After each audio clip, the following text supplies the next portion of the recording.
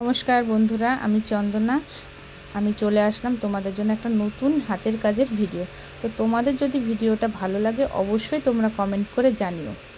আর আমি কিন্তু একজন গ্রামের সাধারণ ঘরের বৌমা। তো আমার ভিডিওগুলো তোমাদের যদি ভালো লাগে অবশ্যই কিন্তু তোমরা কমেন্ট করে জানাবে। আর এই দেখো, এখন তো এই উলের আসনের দিন চলেই গেছে। এখন যত ডিজিটাল যুগ হয়ে গেছে, সবাই কিন্তু এখন নতুনত্ব কত জিনিস বেরিয়েছে সেসবই ব্যবহার করে। আর এই আসন তো এখন ব্যবহার করা হয় না। আগেকার দিনে কিন্তু এই আসনগুলো খুব চলতো। আমরা দেখতাম কেউ আসলে সুন্দর করে আসন পেতে তাদের খেতে দিত বা বসতে দিত। কিন্তু দেখো, এখন যুগ এতটাই পাল্টেছে, এখন কিন্তু এই আসনের চাহিদাটা অনেক কমে গেছে। আগের মতন কিন্তু এত আসনের চাহিদা নেই।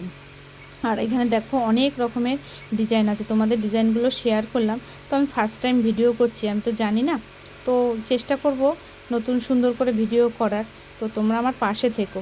আর ডিজাইনগুলো কেমন লাগলো অবশ্যই কিন্তু কমেন্ট করে জানাবে। দেখো, আর সাইড দিয়ে কুচি দিয়ে দিচ্ছে, নিচে কাপড় লাগানো হচ্ছে।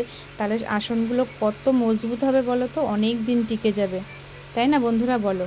আর তোমরা একটু পাশে থেকো। আমি তো প্রথম আজ বড় ভিডিও ছাড়লাম, ব্লগ ভিডিও ছাড়লাম, তোমরা পাশে থেকো। আর কেমন হয়েছে অবশ্যই কিন্তু জানিও। তোমাদের ভরসায় থাকলাম, তোমরা বলবে যে কেমন হয়েছে, আমি কিন্তু সেটাই শুনে উৎসাহিত হব। আবার নতুন করে ভিডিও বানার একটা মনের সাহস যোগাবে। তাহলে তোমরা কিন্তু আমার পাশে থেকো, ভুলে যেও না। দেখো, এই যে আমি মেশিনে কিন্তু সাইড দিয়ে যে আমি লেসগুলো লাগাবো সেটা সেলাই করতে বসেছি। তো সেই ফাঁকেই আমি ভিডিওটা করেছি। নিজের হাতের কাজের কিন্তু হাতে করে সেই জিনিস ব্যবহার করার একটা অন্যরকম অনুভূতি।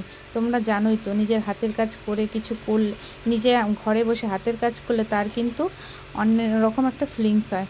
তো ভালো থেকো তোমরা, আবার দেখা হবে অন্য কোনো ভিডিওতে। ততক্ষণ তোমরা সুস্থ থেকো, ভালো থেকো, আমার পাশে থেকো। টাটা, সবাই ভালো থেকো।